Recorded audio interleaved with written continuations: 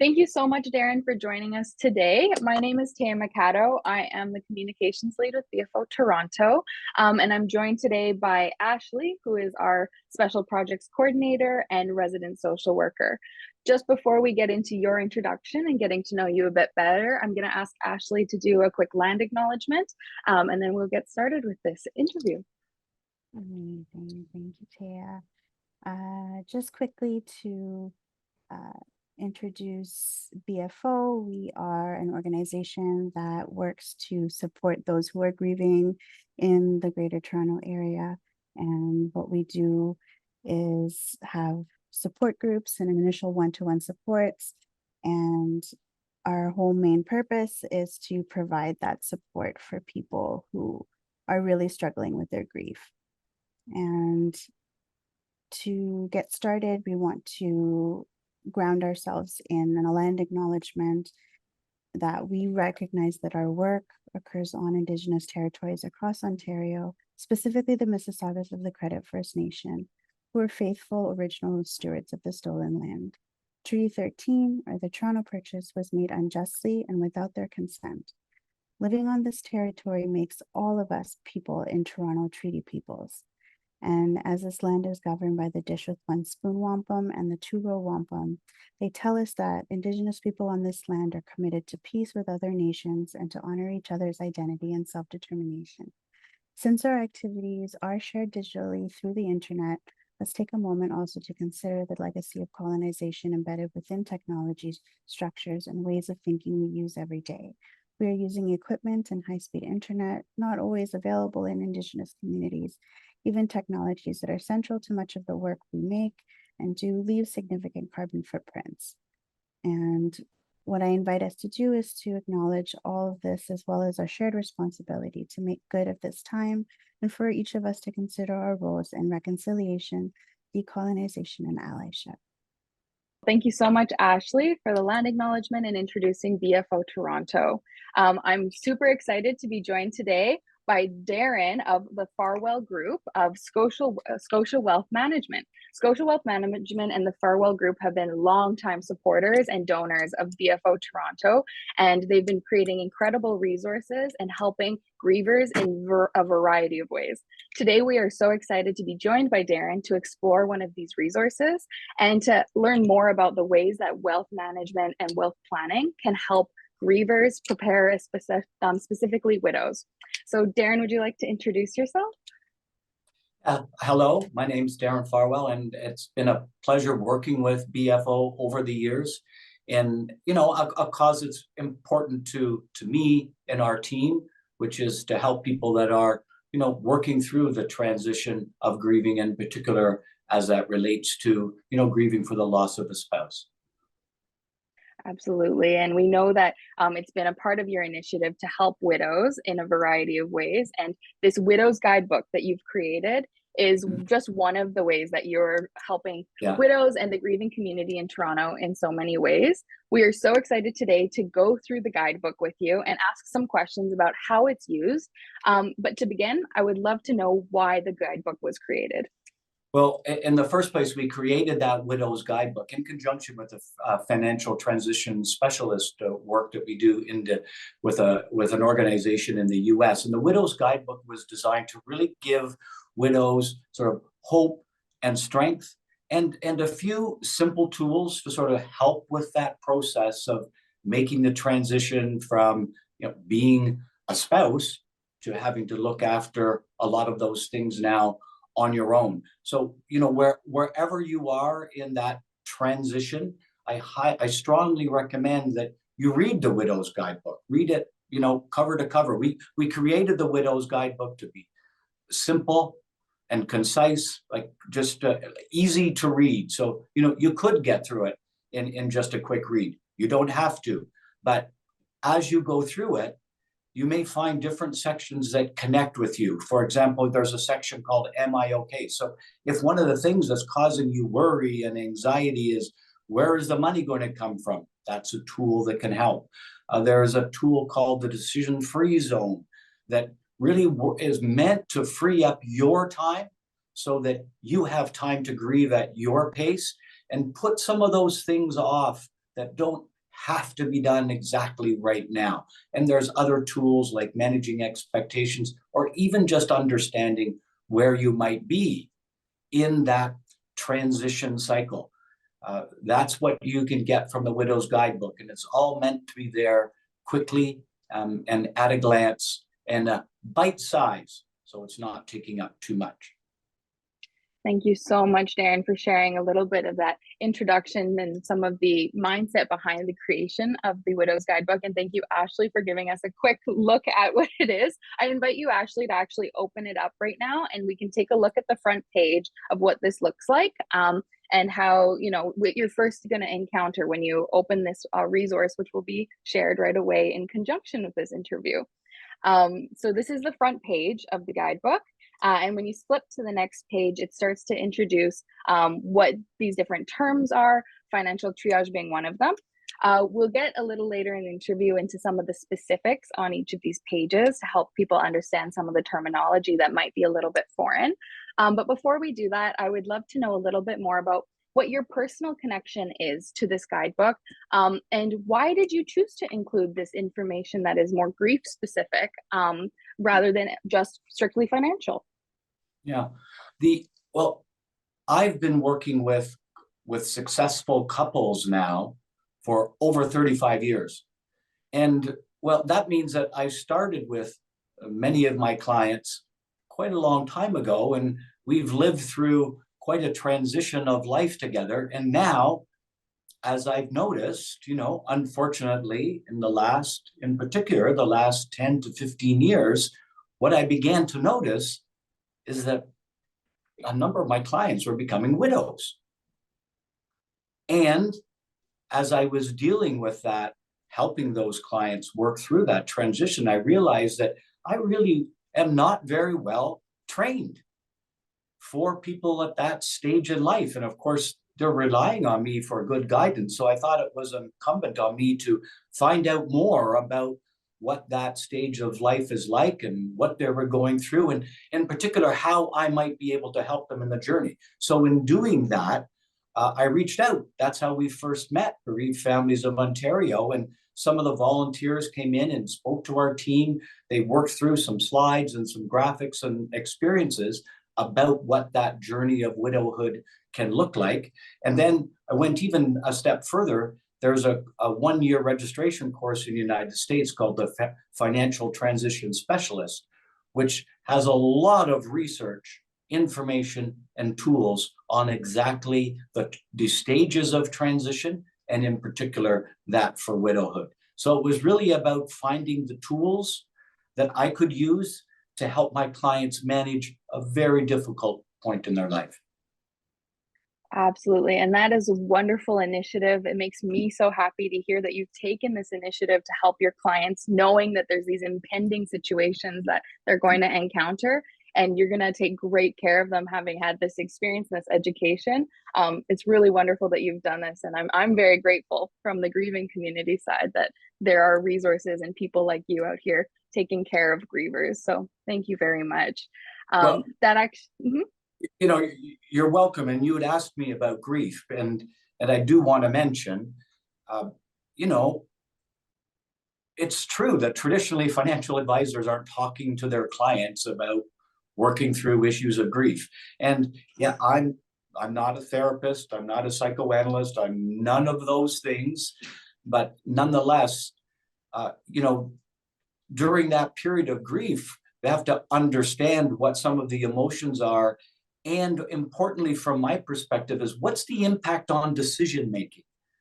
You know, when can good decisions be expected to be made? And certainly sometimes during the height of grief, that really may not be a good time to make significant decisions. So it's about the awareness potentially of where someone is, you know, in that process. That is a wonderful thing to highlight. And it's so wonderful that you're thinking of these things. And I think that's a part of the decision portion of the guidebook that we'll get to. So I'm really excited to learn more about that. To introduce us to kind of how people would use the guidebook, I'd love to ask for you to walk us through the steps and what you would recommend to newly widowed people, that the steps they should take financially. and how they could use the guidebook in this process. How would they use the guidebook? Yeah, so again, I would say on the guidebook, read it, cover to cover, even though it's really only a few pages long, but read it front to back. It's bite size, because through reading it, you'll find the section that connects with you. And then when you find that section that connects with you, you can underline parts, you can highlight parts, you can write notes and questions. So with everything going on, it can give some focus to those things that are bringing some worry and anxiety. So I would read the guidebook first. Every person's journey is different, so saying you should do A, B, or C doesn't really make sense, but develop some awareness of where you are and what you're feeling. What is the thing that's causing worry? What is the thing that maybe we can connect with help? And then reach out to your team of professionals. Reach out to those people that you know who are knowledgeable, who you can trust. And sometimes it's good to have those meaningful conversations with people who aren't so close, so that potentially they can provide a little bit of independent reflection on what's on your mind. So in regards to the guidebook, how to use it, read it and find those parts that you think are important to you, and then start spending a little bit more time digging into that. Wonderful. I think that's great. And I love that you highlighted how everyone grieves differently and will approach this a bit differently so they can find what they need in the book. I think that also goes into saying that there's those notes sections that you've added after every page. And so you would recommend people write down how they're feeling and that self-reflection in the notes sections? Yeah, look, life these days is really busy. Even if you don't have the additional pile of things that are going on if you're a widow. And so with so much going on, I highly recommend taking notes. I personally take notes in all of the meetings that I do. And the thing that's and I learned to take notes from other people who had showed me the power of taking notes. And when I think about notes, it really makes me smile.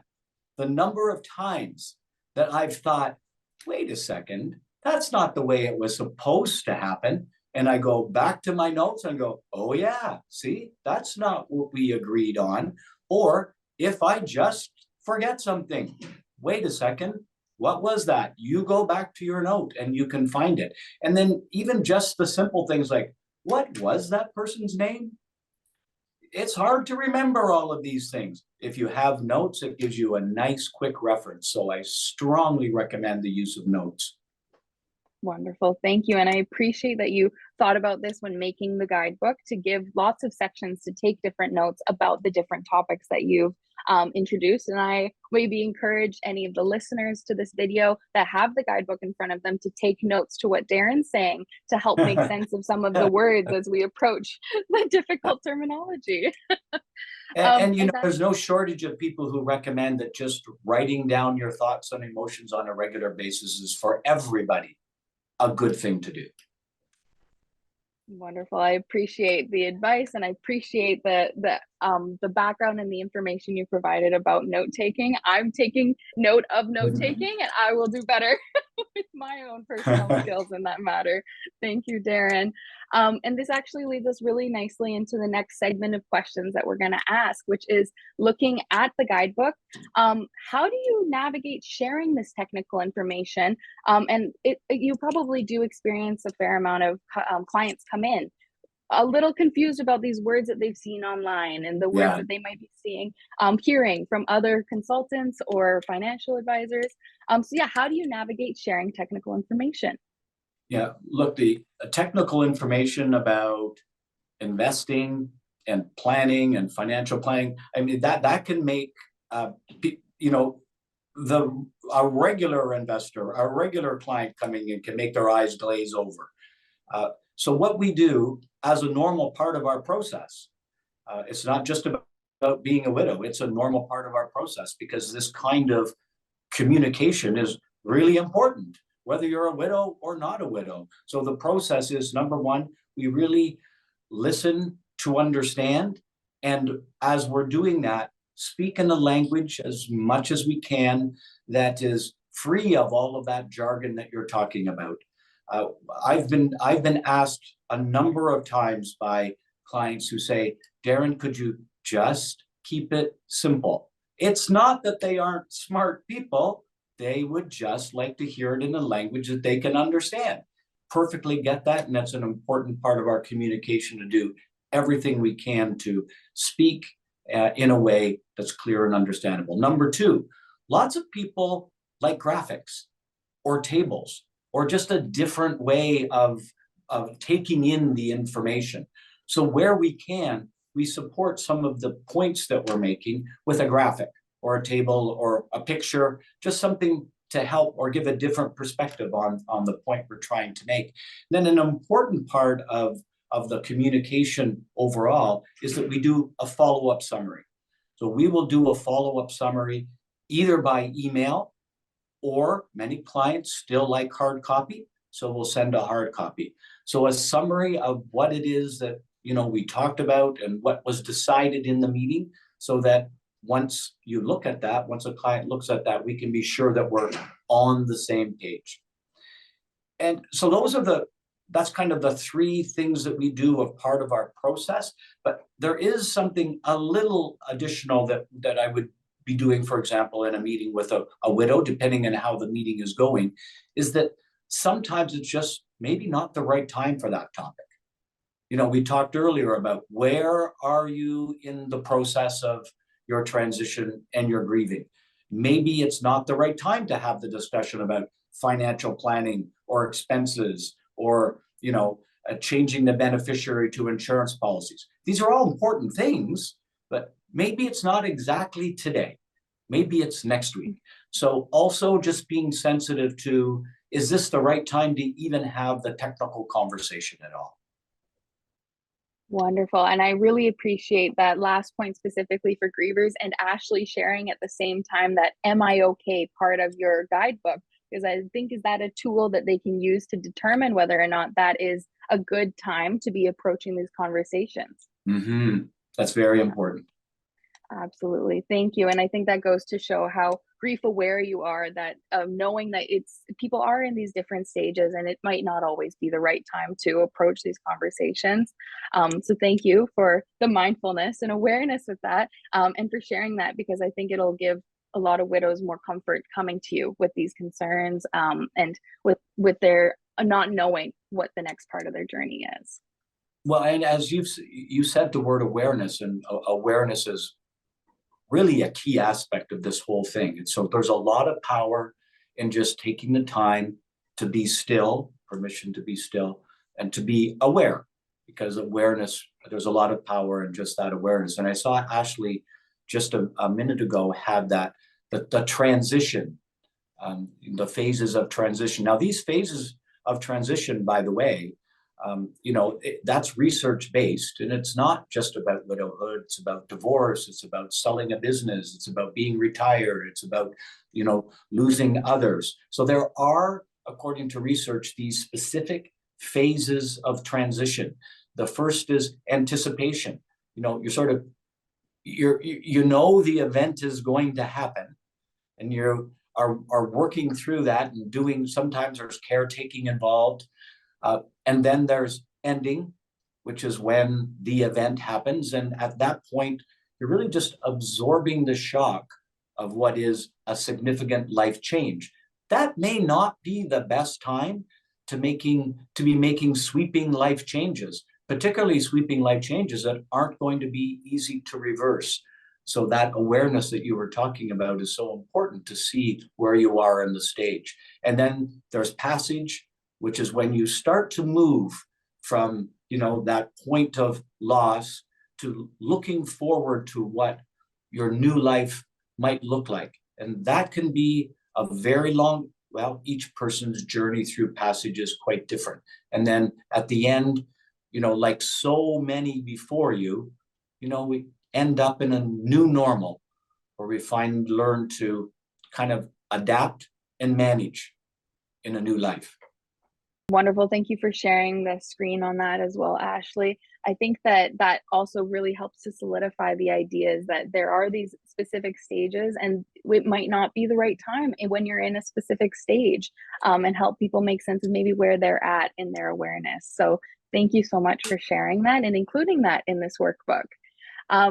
This also leads me to the next question, which I'm going to ask Ashley to share this part of the book as well about financial triage. I'm curious about what is financial triage, what does it mean for you, and how does that also impact how you work with grievers and people that are grieving and your clients? So triage is the, kind of the idea we're used to from medicine and hospitals, where you sort of separate out the emergencies from not quite an emergency to, you could wait a little bit longer. The tool we use for financial triage is called the decision-free zone. And the decision-free zone is specifically meant to free up your time so that you can take the time to grieve at your pace. Because, people don't have the same feelings about what you're going through that you do. And I remember the story of a woman who went into a lawyer's office, and just weeks after their spouse had died, and the lawyer had she told me about it, the lawyer had a giant pile of files and documents for her to sign. Now, nothing against the lawyer, that these were documents that needed to be considered. But did they all have to be done right away? No. As a matter of fact, when we had a list of what was there, we realized really very few of these needed to be done immediately. So the decision-free zone is about keeping that list of things that need to be done immediately as short as possible, so you have the time to grieve. And then as we start moving forward and you are feeling less overwhelmed, what are those things then we can start doing next?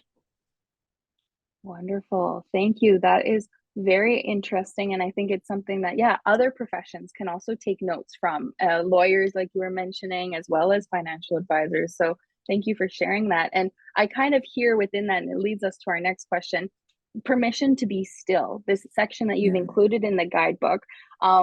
Seeing a stack of papers and feeling like you have to do everything all at once seems counterintuitive to permission to be still. So I'd be interested in hearing more about what you mean by that and why you've included it in the workbook. Well, this really came from a lot of work from the Financial Transitionist Institute, and the work focused on the need for widows to take time to grieve. And it's hard for someone else, especially someone who isn't a widow, to possibly understand what that's like. How much time do they need? What does that actually feel like? So it's in a way, in working with a third party or working with someone else and working through that awareness of where are you and what can we do to free up your time so that you don't have to do all sorts of stuff, unless you want to. Some people manage through their grief by keeping busy, getting it done, move through A, B, C. Wonderful, fabulous. We'll keep lots of things on the do right now list, but it's a personal decision. And if you're not one of those, if you're one of those people who really need more time to spend, then find the space. Give yourself permission to take the time that you need. Wonderful. And that leads me to ask, when you are managing the expectations of others that might not be as aware about giving the grievers or anyone permission to be still and permission to grieve, how can you share why you felt it was important to include the section about managing expectations and how you would recommend that people do that with financial advisors? It's a great question, and one that's not thought about a lot, because when someone else is in that circumstance, as I was saying, it's really hard for us to understand exactly what that feels like. One of the things is not just financial advisors, even, family or friends, very caring, well-meaning family or friends can have expectations about what your grieving process should look like. And while those expectations are fine, they're allowed to have their own expectations, but sometimes if they're pressed too hard, it can cause additional stress. It can cause disappointment, can really cause problems in the relationship. So we want to give widows tools to help managing the expectations that others might have. For example, one of the simple ones we run across quite frequently is that I've seen it, I've heard it. Widows often get a lot of advice from well-meaning, caring people. It's not misintentioned advice, it's good advice, but they're not at the point to, answer all of those questions. So it's fine to say, thank you for your concern. I'll take that into account. You don't have to say yes or no, agree or disagree.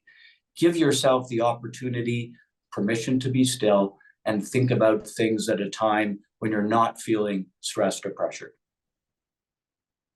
Thank you for a very thoughtful, well-rounded answer. I feel like it's a very holistic practice that you're taking into account here when considering the grievers and considering the widows and their plans and how they're currently feeling. And this also leads me to the question that, and what we actually hear often at BFO is people complaining about transition fatigue. And I'm curious, you've included this in the workbook. Can you explain what transition fatigue means to you and where it also has come up in your practice? Well, transition fatigue, it's quite interesting because people who are suffering from transition fatigue, it's been a while that you're in this passage phase, or maybe you really haven't even got out of ending yet, but it's been a while, and it might look from the outside, from someone looking at you, that everything is fine. You look fine. And of course, that has a whole bunch of expectations that come with it. If you look fine, then people maybe assume you're fine. And then there's a whole bunch of things that fall from that. But inside, what we know about transition fatigue is inside there can be lots of turmoil, emotional turmoil, behavioral turmoil, things that really would interfere with making good decisions, especially solid long-term decisions. So as so many of these things come back to, it's a matter of awareness. Find out, take the time to look inside, working with someone who can be that sounding board, who can perhaps help you with some of that to decide where you are in the process of transition. Are you feeling some of those traits of transition fatigue? Because if so, this might not be a great time to be making significant decisions. So we would love to know, and we'd love for people to be able to come here for this specific question. And what advice would you give a widow who's trying to find a financial advisor? Oh, trying to find a financial advisor. So I would give the same advice to anybody looking for a new financial advisor at one level, which is go into that meeting prepared. Now, there's a couple of ways of being prepared. One way of being prepared, and we can provide this to anybody who would like to take it into their meeting. A number of years ago, the Globe and Mail did a checklist of things that your that the ideal financial advisor would be doing for you. And I would take that checklist into the meeting. I would also be prepared and understand that checklist before the meeting. And you can highlight those things that would be really important to you so that you can ask some subtle questions to be sure that those things that are going to be important to you would be something that is a natural part of this advisor's process, as opposed to something they might just say, okay, sure, I'll do that. But you want to know whether that's actually built into their process in advance. So go into your meeting prepared with some focus on the right questions. And that's going to be more important, and if you're going through a transition like widowhood, because there's so many other things on your mind. So having that checklist will help keep the focus on the things that are important to you. A second thing that I might suggest is it can be good to go to a financial advisor's office to see where they are and how nice is the office and how do they keep it.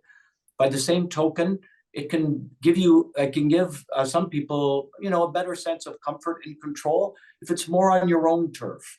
So maybe it's having a meeting at a local bank branch, or just meeting somewhere that's, more on your turf than theirs, so that it's not they've got, all the power and control. So go prepared and think carefully about where you actually want to meet. Wonderful. An interesting consideration I'd never thought about, but it would bring a lot of comfort and personal safety feelings of being able to choose the location a little bit better, and thinking about where in Toronto that might be located, and my relationship to the buildings or the spaces that they exist. So thank you for that interesting consideration.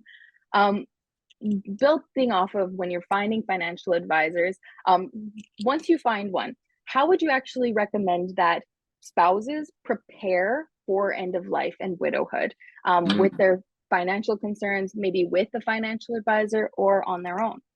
Yeah, we're quite passionate about this one, and the answer, it's not a complicated one at all, but surprisingly, it's one that many people, don't do. So I'd say there's three important things to prepare. Number one, do make sure you have your wills and power of attorneys updated. Yes, who wouldn't is the question.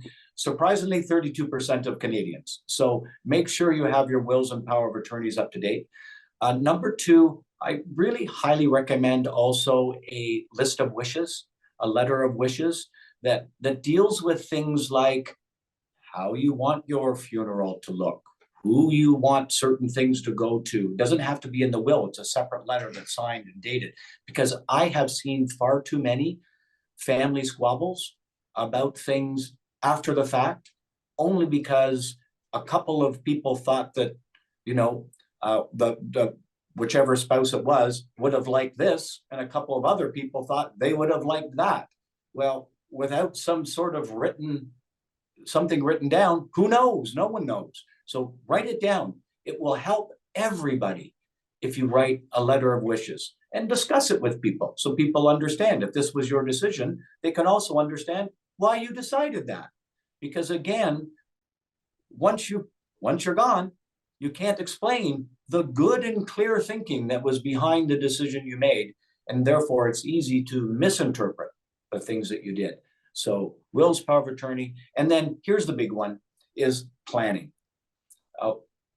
I find it very odd. We know that 90% of women in Canada will at some point in their lives be fully responsible for their own finances. Why? Because women live longer than men. So it's not difficult math. And yet, when you see the kind of financial planning that's done by most financial advisors, what you see are plans that have both spouses living to age 95 and kind of dying on the same day. Yeah, well, that's not going to happen. So why do all the plans show that? Because it's difficult to have those awkward, meaningful conversations about, well, what happens, Mr. Jones, if you happen to die 10 years before your wife? Who wants to talk about that? But if you don't talk about it, that means you're not planning for it. And if you're not planning for it, you can be pretty sure it's not going to work out the way you would have liked. I like the old Yogi Berra saying, if you don't know where you're going, you'll end up somewhere else. A plan gives you a good vision of where it is you're going. And so planning before you become a widow, planning as a couple, and run those scenarios. Have meaningful conversations about those awkward things. What if one of us dies before the other? What if one of us needs long-term care? What if one of us lives to 103? Who's having those conversations? Nobody. So planning is so important. Planning. And I think that's really three crucial things to consider. And I'm really grateful for the way that you've framed them and laid them out for our listeners. And I hope that everybody listening has is getting started on their wills or has already started, starting to think about prepping the letters of wishes and planning. So within planning, is there any specific financial concerns or financial conversations you think are really important for spouses specifically to have? Yeah, as a modeling what happens if one of you dies much earlier than you think. What happens if you need to go to assisted care? What happens if you need long-term care? What if one of you gets dementia or Alzheimer's? What does that look like? What if one of you dies at age 82 and the other one lives to 105? What does that look like? Because it's quite surprising that the tax rate for single women can be 40% higher than it was before they were married. So, these things aren't obvious. It's not what people want to talk about. But if you want to do the proper planning, you need to have you have to have those meaningful conversations. That makes wonderful sense. And I think we often run away from these big what if questions, but I really appreciate you saying there has to take some time to embrace what ifs when it comes to planning, and especially for your finances and end of life concerns. So thank you for highlighting that. We have one final question, and that it will end our interview today, and we'll open it up to any questions Ashley might have that are remaining. But what are the additional financial tools that a widow can look into when planning their life without their spouse, in addition to the Widow's Workbook? Well, the thing that I would move, there's two documents that we found very useful and are part of our process. Number one, going into a meeting as a couple can be very different than going into a meeting now by yourself. And when you're going into a meeting by yourself, it's important for that person you're meeting with, and by the way, I believe it's incumbent on the person you're meeting with to ask you, but it doesn't always happen. So if it doesn't happen, take control, make sure you make it happen. How do you like to be communicated with? Do you make quick decisions? Do you like graphics and tables? Do you like research reports? Do you like to wait a week after you've been given a question to decide? Those are called communication preferences, and matching the person with their communication preference is really important to making good decisions so that you're not pressuring somebody who actually likes to wait a while before they make a decision. So communication preferences, number one. Number two, we really have found it quite powerful we have a document called the vision document. And the vision document is kind of like the main name implies. It's about looking ahead. When you think ahead in time, and it's not about numbers. In fact, it's mostly not about numbers. It's about who's important to you, what's important to you. Do you want to climb Kilimanjaro, or do you want to do something else? That would be in your vision document.